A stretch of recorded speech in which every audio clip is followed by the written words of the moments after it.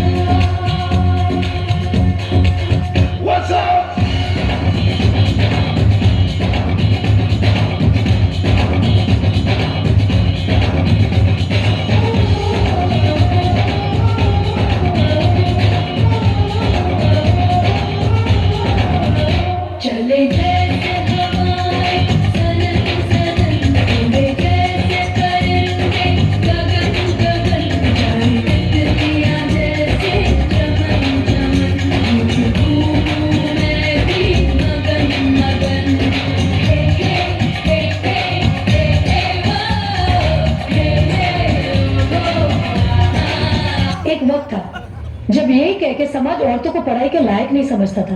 आज भी ज्यादातर लोग यही समझते हैं। और बाय द वे, आप किस बराबरी की बात कर रहे हैं सर? आपको क्या लगता है कि कुछ औरतों ने लिख पढ़ क्या लिया, उनकी और मर्दों की जिंदगी एक बराबर है?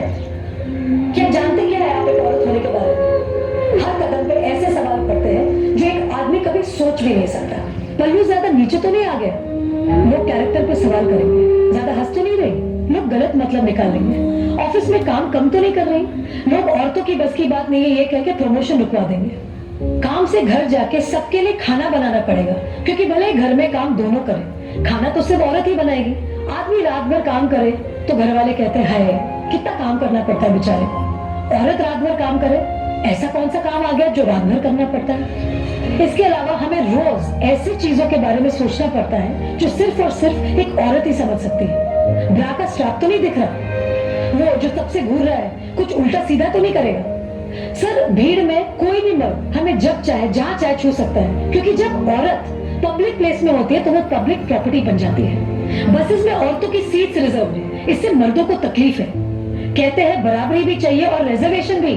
अरे जब हर महीने आपके बदन से पानी की तरह खून बहेगा, सर फटेगा और पैर फूल जाएंगे ना, तब हम औरत मर्द की बराबरी की बात करेंगे। इसलिए कृपा करके औरतों को क्या करना चाहिए और क्या नहीं, इस पे अपनी एनर्जी बर्बाद ना करके औरतें क्या चाहती है उन्हें वो करने का मौका तो मिलता रहे, इसके बारे में हमें सोचना चाहिए। बराबरी तो बहुत दूर की बात है सर, फिलहाल हिस्सेदारी मिल जाए ना वो ही बहुत है।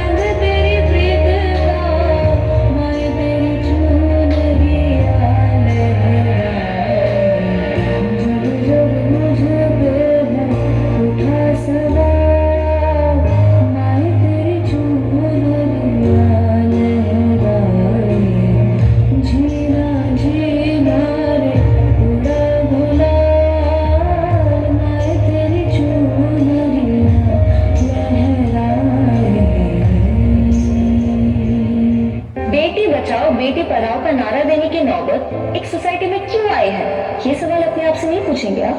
हमारे पेरेंट्स कर्जा उठाते तो बेटों की पढ़ाई के लिए और बेटियों की विदाई के लिए।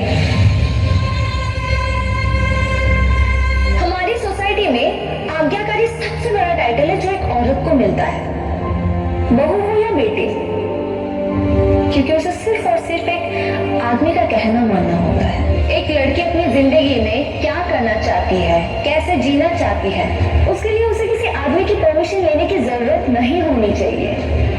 उस दिन जेंडर इक्वालिटी होगी। मेरी पहचान मैं हूं।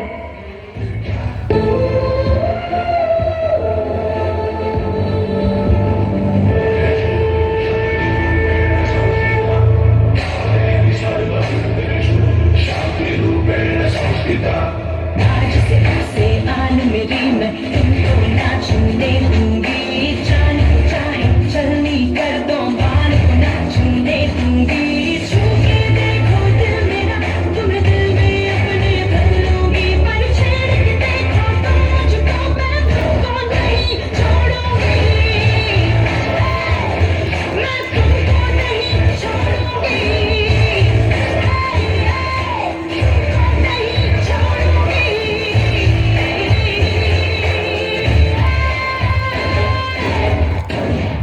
कहते हैं जब भी शहीदों का जिक्र हो